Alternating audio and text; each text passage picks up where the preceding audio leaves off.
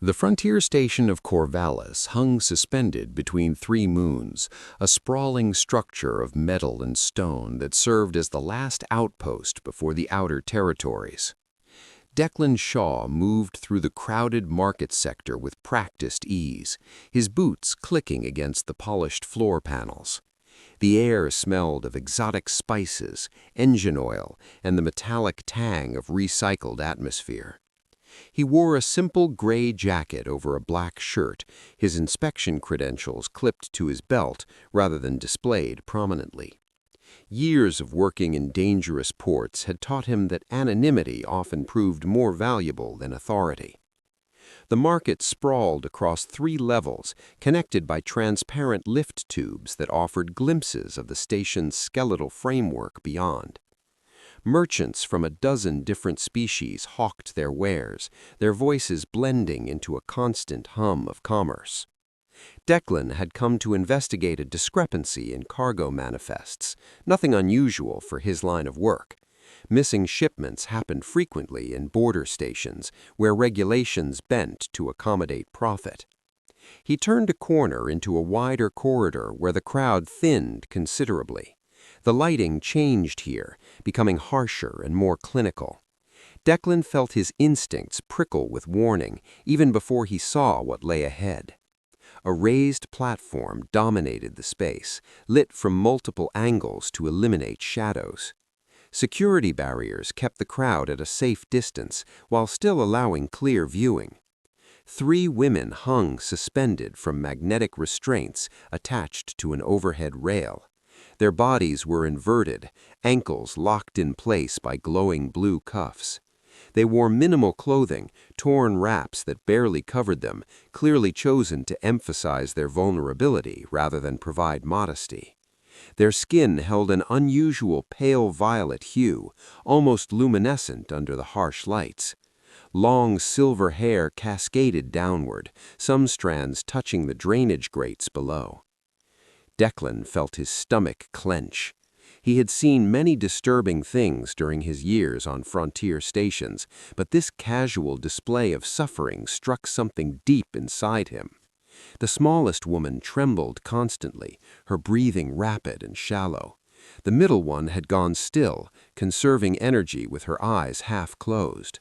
The tallest maintained an alert posture despite her position, her gaze sweeping the crowd with barely contained fury. A well-dressed merchant stood beside the platform, his species difficult to identify beneath layers of expensive fabric.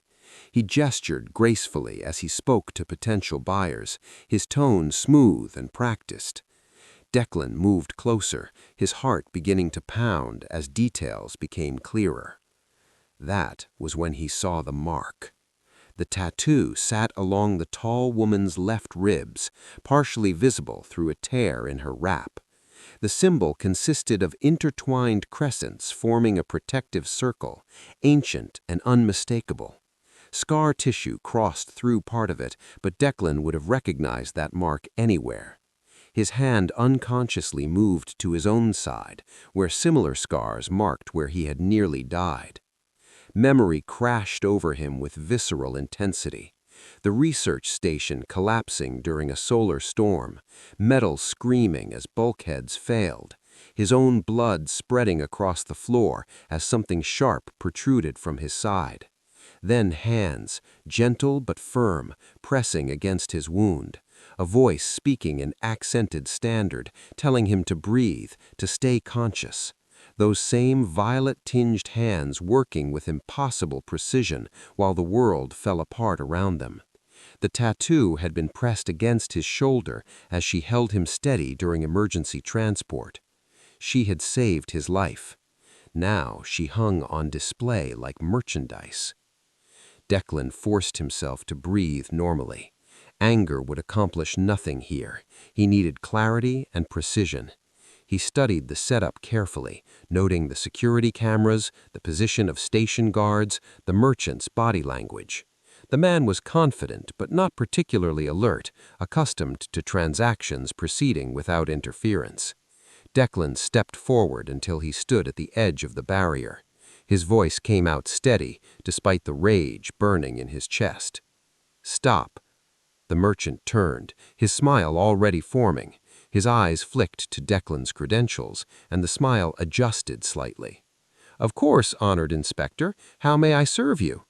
Declan did not look at him. He kept his gaze fixed on the suspended women. "You are violating Corvallis Station Regulation 7-4-3, maximum inversion time for sentient beings regardless of species origin." The merchant's smile flickered. "That statute allows for discretionary interpretation during authorized commercial displays. Not when an inspector documents it directly." Declan raised his datapad, already recording. "Release them now, or I file formal charges that will lock down this entire sector pending investigation." The merchant's expression hardened, but he was a businessman first. Station lockdowns meant lost profits for everyone. He gestured sharply to an assistant, who moved to a control panel. The magnetic locks disengaged with a dull thunk. The women fell. They hit the platform hard, their bodies tangling together. The smallest one made a choked sound as blood rushed back into her legs. Declan was already moving, vaulting the barrier before station security could react. He dropped to one knee beside them, his medic training overriding everything. "Easy," he said quietly, supporting the smallest woman's head as she struggled to orient herself. "Slow breaths. Give your circulation time to adjust." The tall woman pushed herself up on shaking arms. Her eyes met his, sharp and suspicious despite her obvious pain. For a long moment, neither spoke. Declan saw the exact instant she recognized him. Her expression shifted from guarded hostility to shocked recognition. "You," she whispered, her voice rough from hanging inverted. "The storm station. You were the one bleeding out in Bay 7. "And you were the one who kept me alive enough for the rescue ships," Declan replied. He helped her sit up carefully, checking her pupils for signs of severe distress. "I never forgot that mark." The merchant was protesting loudly now, calling for station security. Declan ignored him, focusing on the three women. The middle one watched him with calculating intensity, clearly trying to determine if he represented a different kind of threat. "Can you stand?" Declan asked the tall woman. She nodded, though her legs shook violently when she tried. Declan steadied her with an arm around her shoulders, professional but supportive. Station security arrived, their weapons lowered but visible. Declan displayed his credentials again, this time making sure the recording function was obvious. "Medical emergency resulting from regulatory violation. I am taking custody of these individuals for health evaluation as permitted under inspector authority. Any interference will be noted in my official report." The security officers exchanged glances. One spoke into a comm unit, then nodded reluctantly. The merchant sputtered protests, but fell silent when Declan fixed him with a cold stare. "If you have complaints, file them through proper channels. Right now, you should be grateful I am not immediately charging you with endangerment of sentient beings." He turned his attention back to the women. "There is a medical facility 2 sectors over. Can you walk that far, or should I call for transport?" The tall woman straightened despite the trembling in her limbs. "We walk." Pride and defiance burned in those words. Declan respected that. He nodded and positioned himself between them and the crowd that had gathered. "Stay close. I will get you somewhere safe." As they moved through the market, Declan felt the weight of the tall woman's gaze on him. She walked with her shoulders back, despite obvious pain, refusing to show weakness. The other 2 stayed close to her, clearly looking to her for guidance. "What is your name?" Declan asked quietly, as they entered a less crowded corridor. She was silent for several steps. Then, as if making a decision, she answered, "Vessa." "I am Declan." He glanced at the other 2 women. "And your companions?" "Nira," the middle one spoke for the first time, her voice steady. "And Tilsa," she indicated the smallest, who still trembled despite the warm air. They reached the medical facility, a small clinic that serviced dock workers and transients. The doctor on duty took one look at them and asked no questions, simply directed them to examination rooms. Declan stayed close, but gave them privacy when needed, turning his back during examinations and speaking only when addressed. After treatment, he led them to a quiet alcove with seating overlooking the station's central hub. He purchased food without asking, bringing back hot broth and soft bread. Tilsa ate ravenously, her hands shaking as she held the bowl.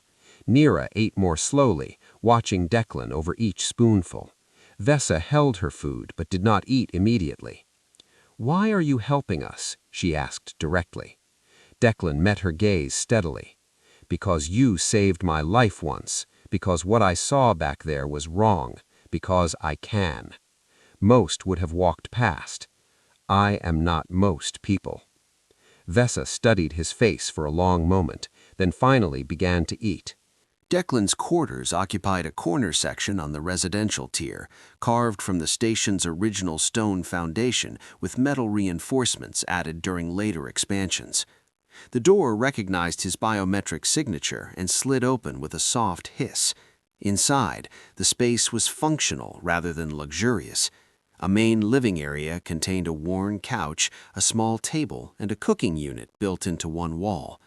2 sleeping chambers branched off to either side, their doors currently open to reveal simple beds and storage compartments. Vesa entered first, her movements careful and deliberate. Her eyes swept the room, cataloging exits and potential threats with trained efficiency. Neera followed, staying close to Tilsa, who still trembled despite the warmth.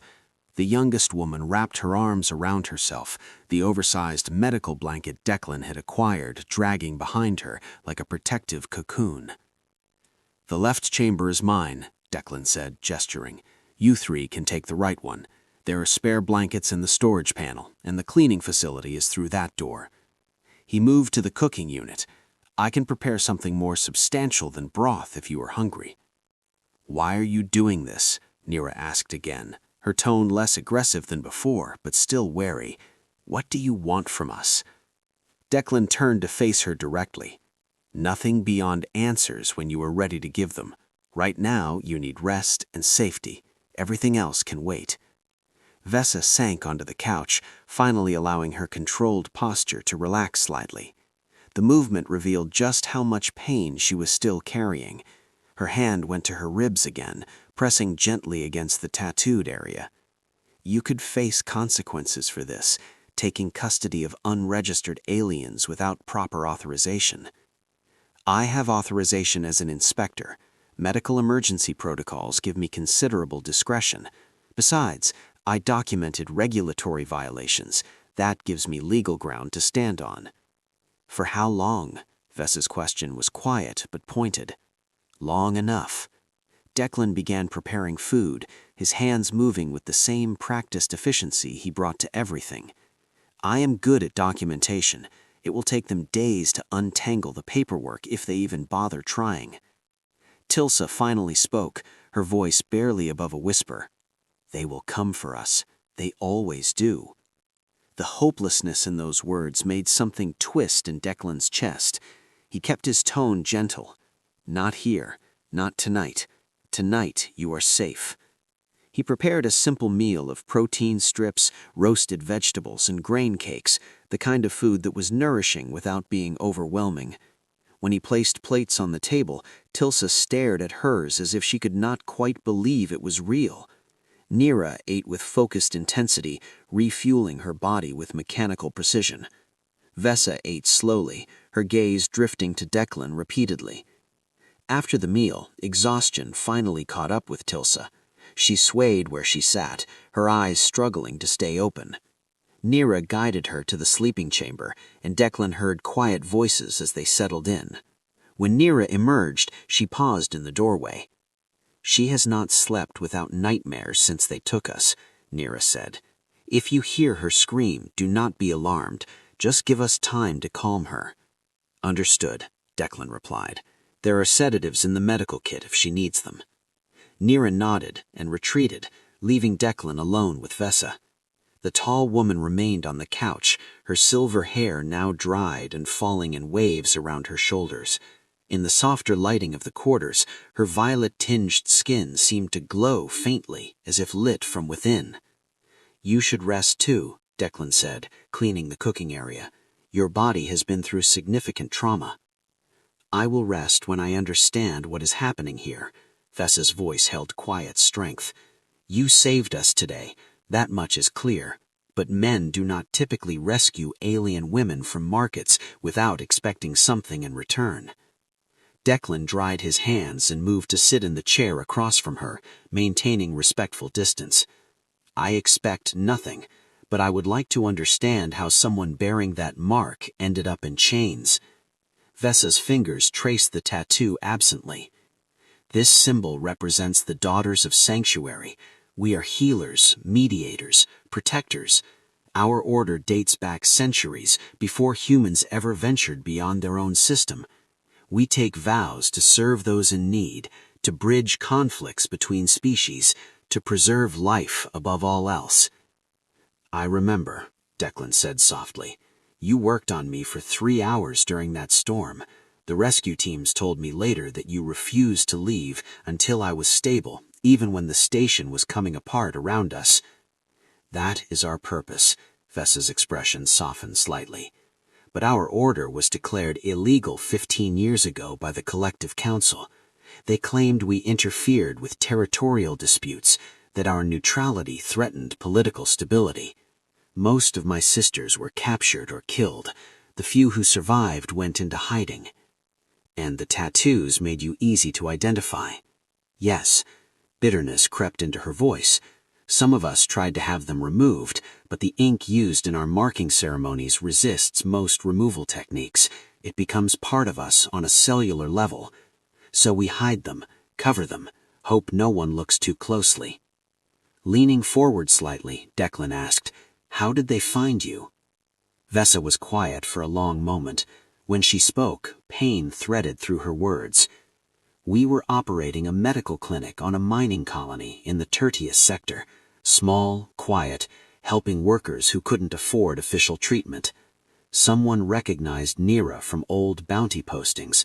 They sold the information to traffickers who specialize in rare acquisitions." "Rare acquisitions," Declan repeated, his voice flat with disgust. "Daughters of Sanctuary bring high prices. Our training makes us valuable as personal physicians, translators, negotiators, and our vows prevent us from harming others, which makes us compliant." She met his gaze directly. "They took us in the middle of the night. Tilsa tried to fight. They broke her arm and made Nira and I watch. After that, we cooperated." Declan felt rage building again, but forced it down. "How long were you held before today?" 17 days. They moved us between holding facilities, kept us displayed during high traffic periods to attract buyers. Today was supposed to be our final auction before transport off-station to a private collector. "Do you know who?" "No, they never told buyer information, but I heard the merchant mention transport arrangements to the Helios cluster. That region is controlled by industrial cartels who use contract labor extensively." Declan's mind was already working through the implications. The Helios cluster sat beyond official jurisdiction, a lawless region where exploitation was business as usual.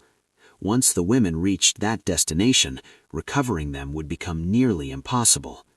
"You stopped that from happening," Vessa said quietly. "Why?" "I told you. You saved my life. That was years ago. Most people would consider any debt paid simply by walking away from what they saw today." She studied his face intently. "There is something more." Declan was silent for a moment, then spoke with rare honesty. "I spent 10 years in military medical service. I saw what happens when people become commodities, when suffering becomes routine, when good people convince themselves that intervention costs too much." He met her gaze. "I swore when I left that service that I would never walk past that kind of wrong again, not when I had the power to stop it." Vessa's expression shifted, something warming in her eyes. "You are an unusual man, Declan Shaw. I'm just someone who remembers what it feels like to bleed out alone." She smiled slightly, the first genuine smile he had seen from her. "You were not alone. I was there." "Yes," Declan agreed. "You were." The moment stretched between them, charged with something neither quite named. Then Vessa stood carefully, testing her balance. "I should rest. Tomorrow will bring its own challenges. Tomorrow we figure out the next step together, but tonight you sleep safely." Vessa paused at the sleeping chamber door. "Declan," she called. "Yes?" "Thank you. Truly." She disappeared into the chamber, leaving Declan alone in the dim main room. He sat for a long time thinking through options and consequences.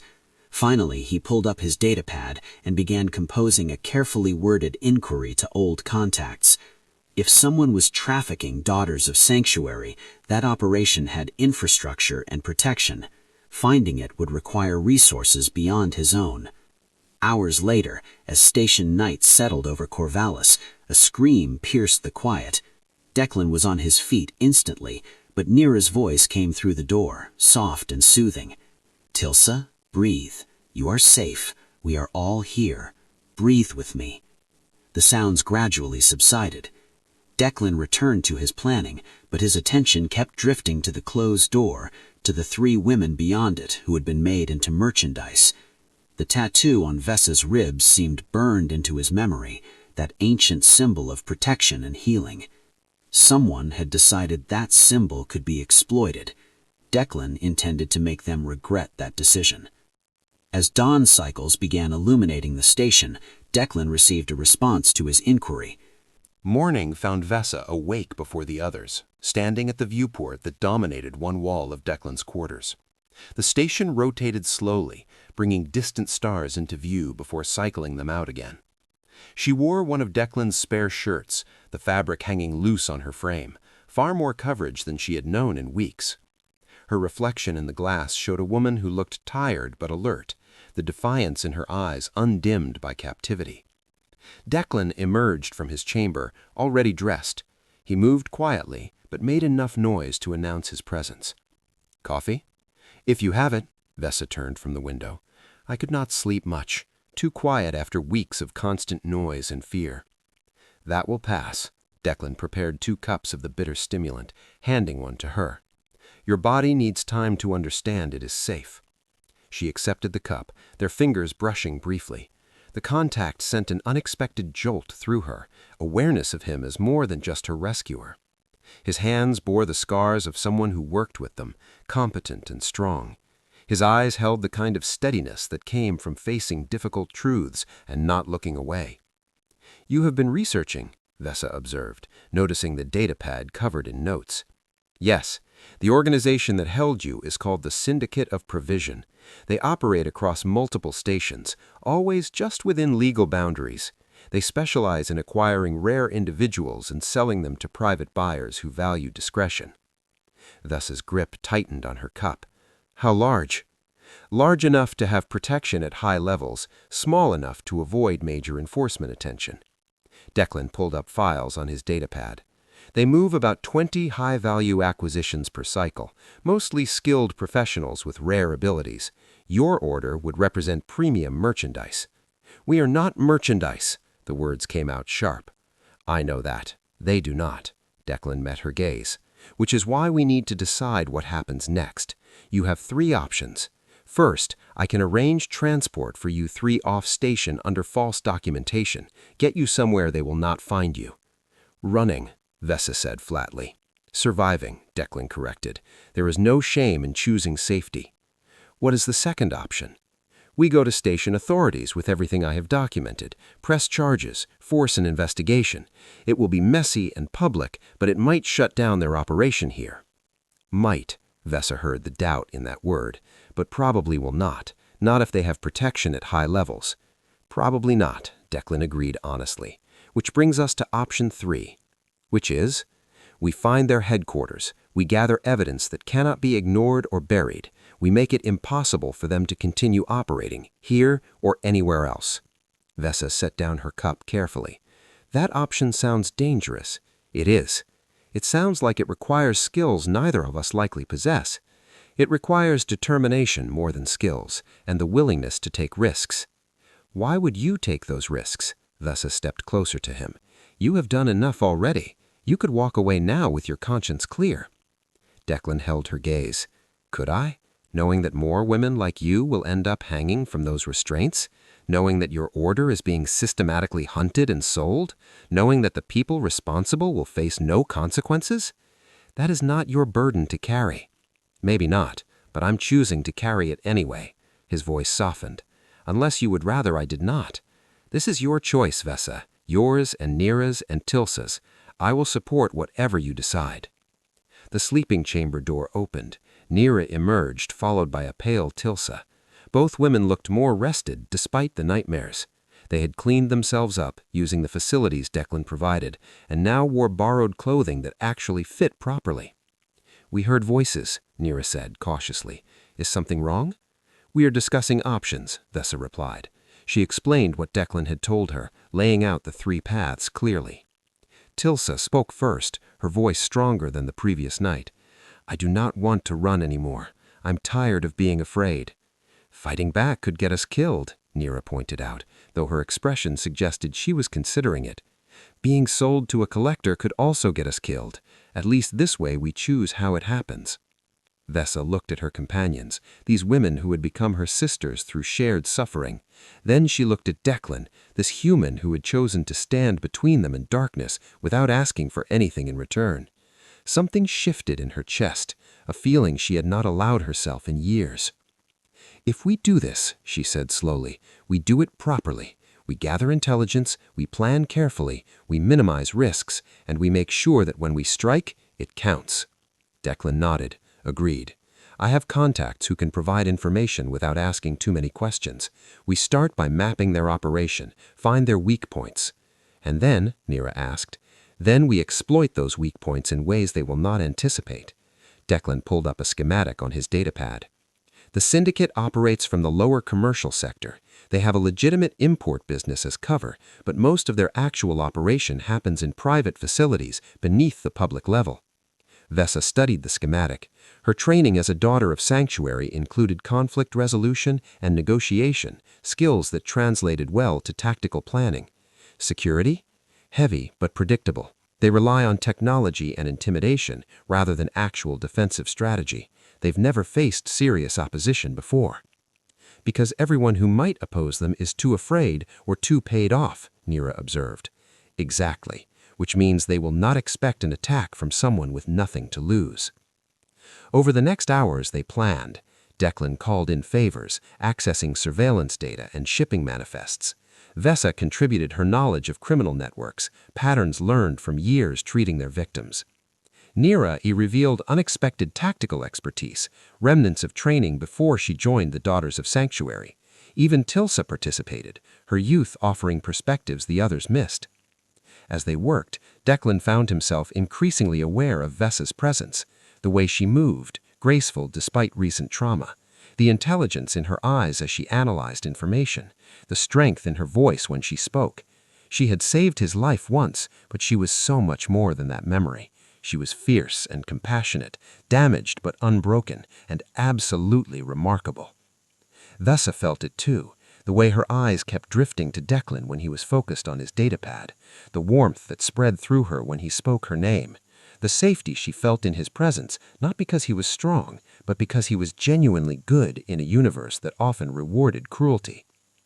Late in the planning session, their hands brushed again while reaching for the same data file. This time, neither pulled away immediately. The contact lingered, charged with unspoken possibility. "Declan?" Vesa said softly. "Yes?" "After this is over, assuming we survive, what happens then?" He met her gaze steadily. "That depends on what you want to happen." "I want—" She paused. "I want to not have to hide anymore. I want my sisters to be safe. I want to rebuild what was taken from us." "That sounds like a good start." "And I want—" she continued, her voice dropping lower. I want to understand this feeling I have when I look at you. Declan's breath caught. What feeling? Like maybe saving each other creates a bond that goes beyond gratitude. Like maybe two people who have both seen the worst of the universe might recognize something in each other. She stepped closer. Like maybe I'm not the only one feeling this. You are not, Declan admitted. His hand rose slowly, giving her time to pull away.